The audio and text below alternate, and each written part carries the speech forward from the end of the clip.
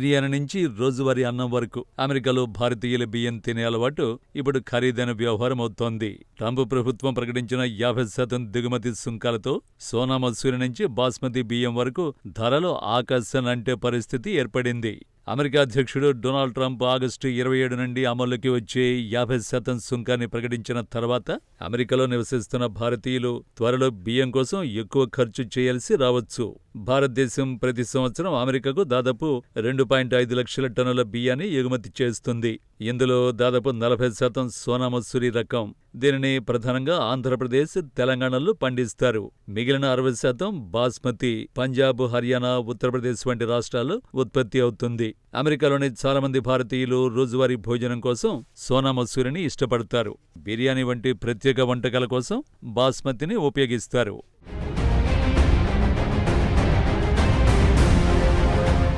ప్రస్తుతం సోనా మసూరి టన్నుకు $900 నుంచి $1000 మేర ఖర్చవుతుంది.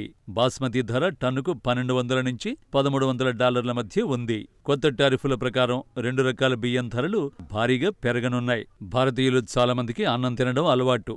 సో వీరందరికీ ఇప్పుడు ధరల మోత తప్పదన్నమాట. ఒకవేళ బియ్యం తినాలనుకుంటే అధిక ధరల్ని చెల్లించడం తప్ప వేరే మార్గం ఉండకపోవచ్చు.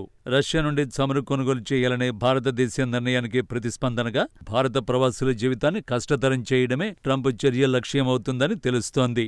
భారతీయ సమాజంలో చాలా మందికి సోనా మసూరి, బాస్మతి రుచులు విడదీయరాని భాగం అయిపోయాయి. కాబట్టి ట్రంప్ సుంకం వల్ల పెరిగే ధరలు వారిని కేవలం ఆర్థికంగా మాత్రమే కాదు, భావోద్వేగపరంగా కూడా ఇబ్బంది పెట్టనున్నాయి.